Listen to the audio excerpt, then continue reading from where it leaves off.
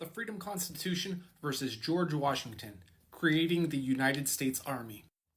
There was an army and a navy in the United States prior to the signing of the United States Constitution. However, the United States Constitution defined the United States Army and the United States Navy, so any forces that existed before the Constitution were signed were not official forces. They were not United States military forces. So on September 29th, 1789, George Washington signed a bill to officially recognize and declare the United States Army. It wasn't until March 27th, 1794 that the Navy was officially created in the United States. Yes, one existed before that, but it wasn't officially recognized by the United States government, and it wasn't the official Navy. But this video is going to focus on creating the Army back in 1789. The name of the act was an act to recognize and adopt to the Constitution of the United States the establishment of the troops raised under the resolves of the United States and Congress assembled and for other purposes therein mentioned.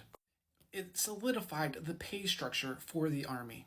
It required all commissioned officers, non-commissioned officers, and privates to swear an oath. It required Congress to create all articles and rules of war which the Army had to adopt and use.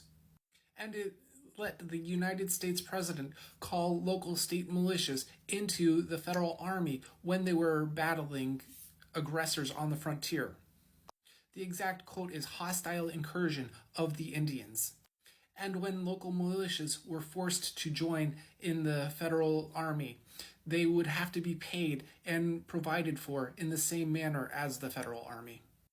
And the final clause within this act said that the act only lasted until the end of the next session of Congress.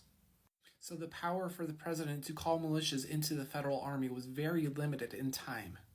So how does this compare to the Freedom Constitution? Well, for one, the Freedom Constitution doesn't make the United States military an afterthought, something to put off and be handled by Congress later. It requires Congress to create a military, including reserve components. In Article 11, Section 2, paragraphs L through S and paragraph U, it forces the Congress to create a military and to fund it. Paragraph L requires the creation and support of an army. M, a cyber force. N, a navy. O, an air force. P, a space force. Q, a coast guard. R, to make rules for the government and regulations of land, naval, air, and space forces. S, to provide for the organizing, arming, and disciplining the reserve components of the forces and to govern them while they are in service to the United States, but the states reserve rights to appoint officers and to train the reserve components in alignment with congressional training rules and requirements.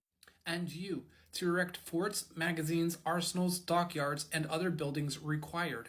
And then if we jump back to Article 6 further details what actually constitutes a United States military. Not only that, it defines their areas of operations and the scope of their work.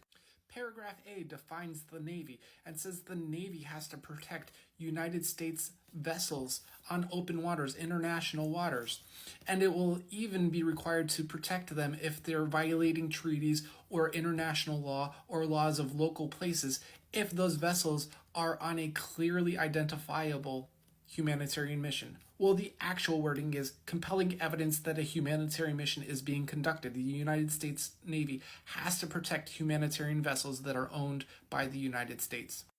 Paragraph B creates the Coast Guard and limits it to life-saving missions while prohibiting it from engaging in warfighting or law enforcement efforts.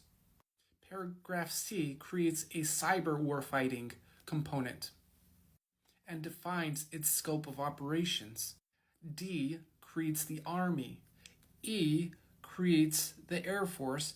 F creates the Space Force.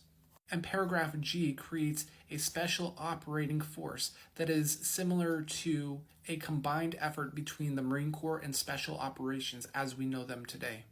And Article 7 requires every federal employee from every branch of government to swear an oath before they take up their office. The military was an afterthought for George Washington. It isn't for the Freedom Constitution. A military that protects and defends the United States is vital to ensure safety without oppression.